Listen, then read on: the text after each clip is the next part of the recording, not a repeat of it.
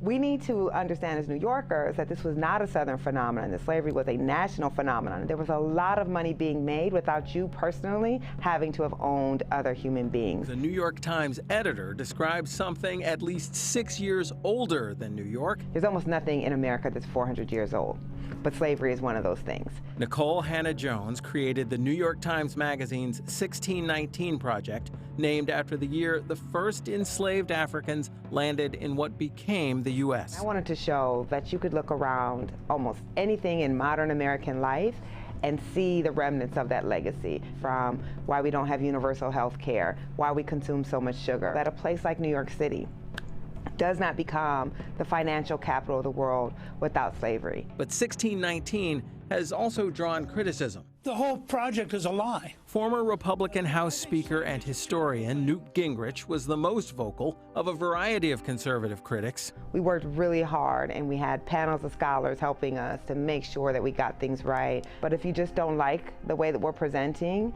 the story of history, deal with it.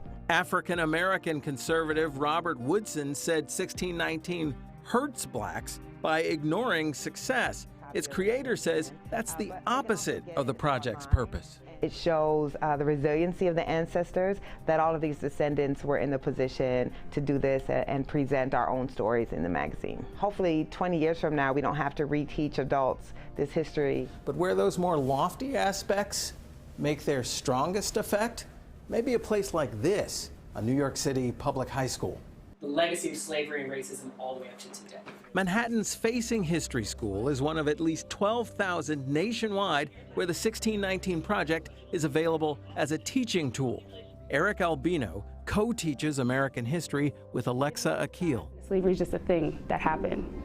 Oh, that happened. Was students' former attitude, she says. With 1619, the results reflect the vision of the project's founder. Help black kids and white kids and brown kids truly understand the role that black Americans have played. It's good to know and see how far we've come and how we ended up in this good situation, but then it's like sad to know that that's the history that we had to go through. It inspires me. If I'm in a situation where like kind of like the odds stacked against me, I just gotta like believe in myself. The project's creator says that while slavery's effects are wide-ranging, people of color still triumph. To make an argument that black people believed in our founding ideals, even when they had no reason to. There is no greater belief in America and the ideals of America than that. And that's the thrust of this work, that it's patriotic, that African Americans have believed in the promise of this country despite going from being property to being treated as second-class citizens to being discriminated against and so on and so on. Overcoming in spite of that and holding the country accountable to its promise is a story, ultimately, of inspiration. Mm-hmm.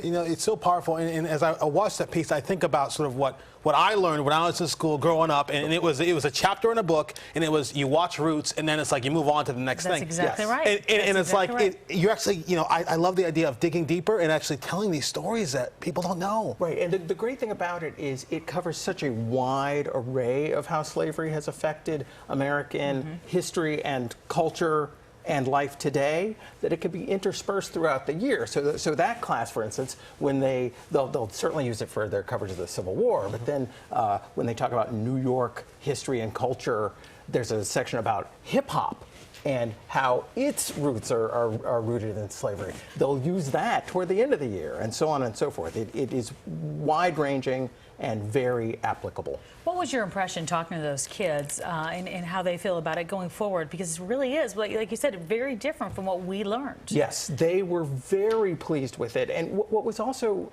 impressive is you look at the thing, and I know you all have looked at the 1619 Project. Some of that material is really dense and very heady. But the fact of the matter is there's so much of it that's so accessible to such a wide variety of people. And so at the Facing History School, yeah, they were using it in that 11th grade class. But you could easily use it in a 9th grade class, a 6th grade class. And I'm sure we'll be seeing that. Yes. Yep. Okay. James, thank you so much. My pleasure. Yeah.